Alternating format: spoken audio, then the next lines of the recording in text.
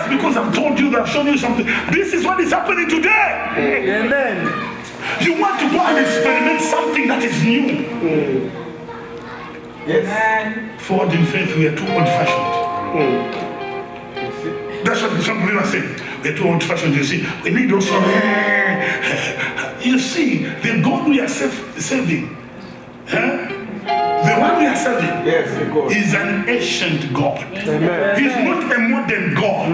He will never be modern, he's ancient. Amen. Hallelujah. Amen. Am I talking to somebody? Am I talking to somebody? Amen. Ancient God. He's an ancient God.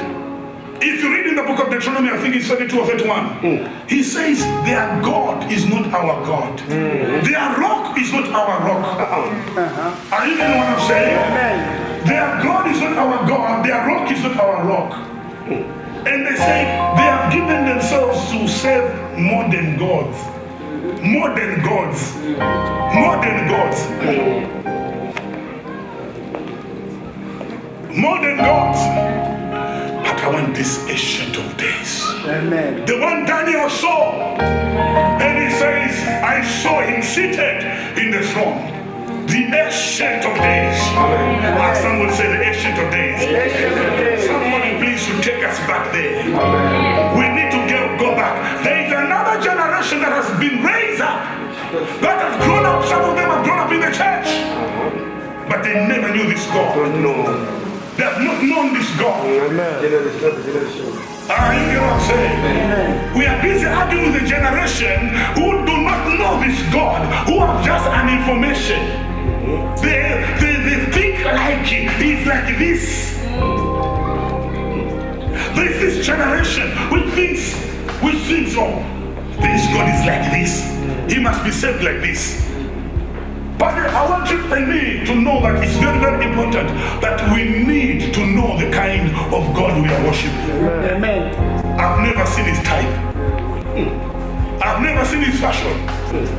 Is he comparable? Amen. I say, is he comparable? Amen. Oh, come on. Which God is this God who can take a poor man and lift him up and make him to sit among princes? Which God is this God who can take an educated man and make him to be a great man who can be shaking the whole world?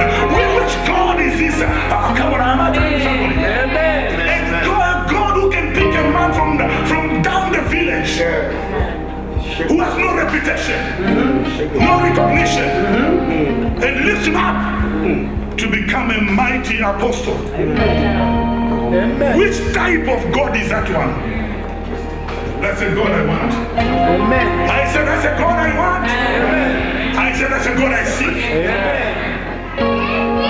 Hallelujah. Amen. Somebody say amen. Amen. Amen. Amen. Can I hear someone say amen? Amen. We had another generation at one time when we were having our we were doing our fifth cousin.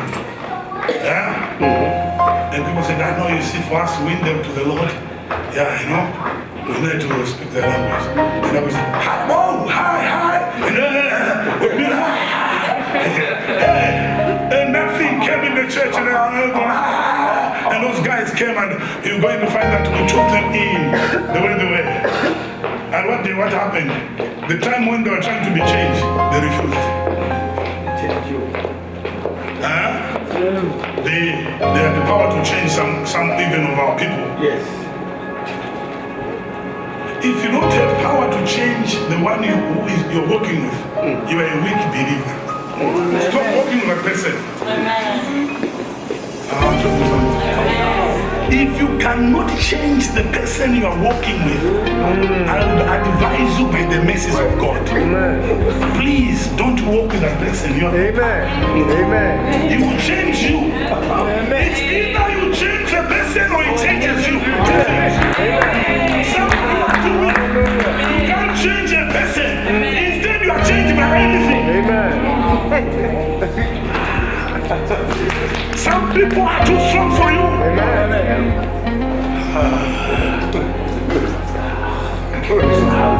I say some people are too strong for you.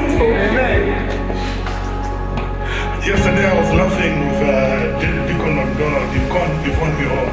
He says, Baba, you know, I've been just preaching to my wife. I was telling her about the message that you ministered. And I was demonstrating to her even what you're doing, you know. And when you took her tent bag and you put it like this, and I said, I was doing the same here. And we started laughing. I said, you just reminded me. Now, he says one thing. He says, you know, Baba, what you say opened my eyes.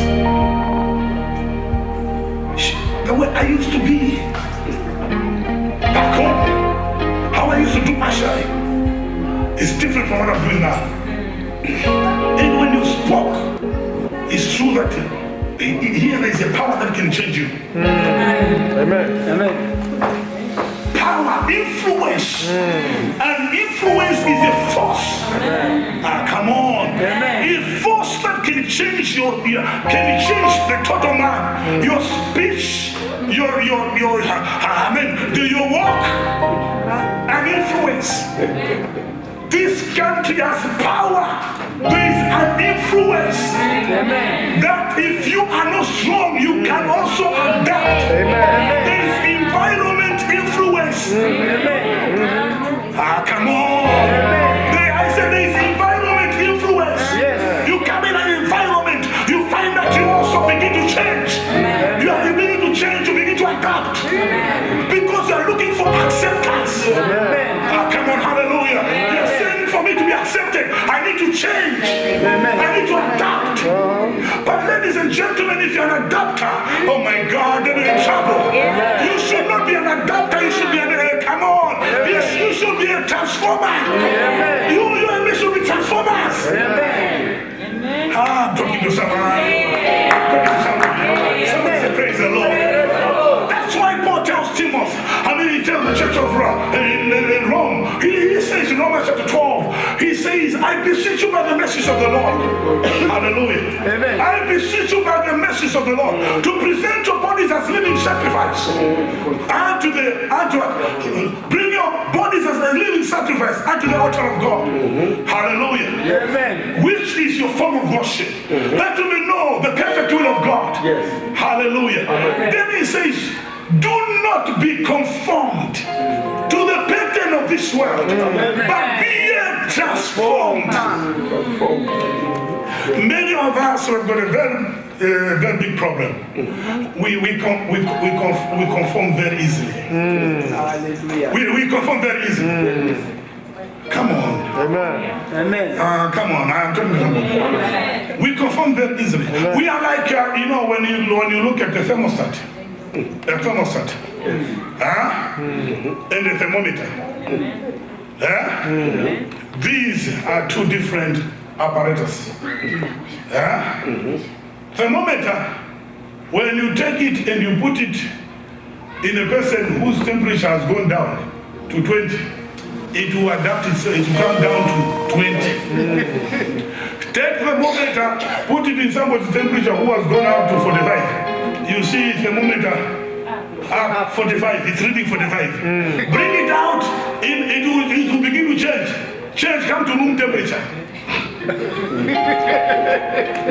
May we never be like a thermometer. I said that you and me, if we can walk in this whole group, if all of us say we refuse to become like a thermometer. Come on, this day, look at the neighbor, say neighbor. Don't be a thermometer.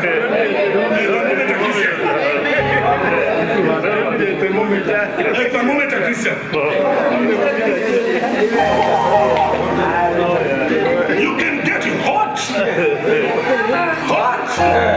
in a hot service. You are so hot. Just going out. Minutes. My God. We'll be surprised. Is this the person who was hot today? How come this person is so hot now? God should help us. I said God should help us. Can I hear someone say amen? Somebody say praise the Lord.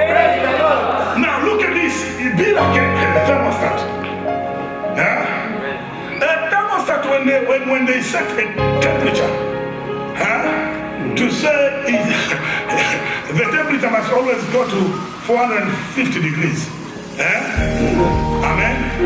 Then this thing must cut off. And when the temperature is coming down, either to 400, this thing must switch on. That's why thermometer operates. So you find that the temperature has gone down to 50, to 450. Thermometer and thermostat knows. Says, temperature is going down here. Let there be some people here who can be feeling it in the spirit.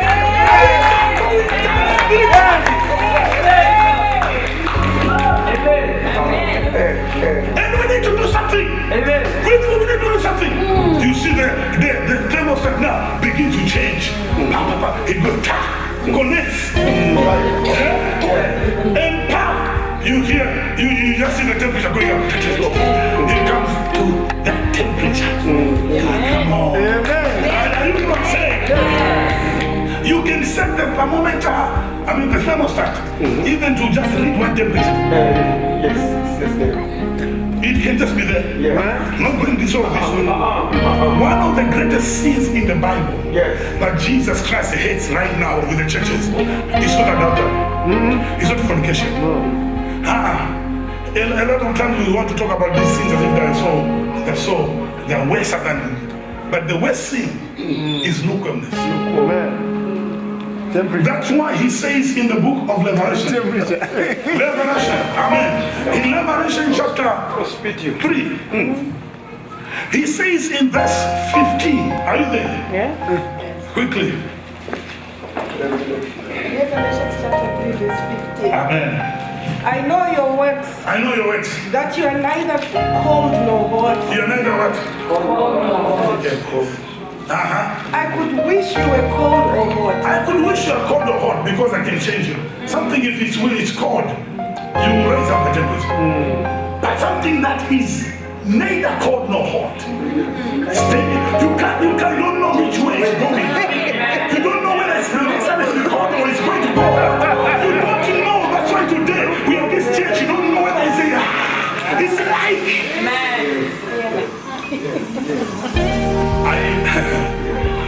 I remember Isabel preaching on a message which I entitled Don't Move in the Middle of the Road. The mark. You see, when you're driving your car, there's this road, this white mark. If you are moving in that, you don't know which car will hit you. Because it's either a car coming from this side or the coming can hit you. How you get what I'm saying? That line is dangerous. Even when you're driving your car there, the police will arrest you. I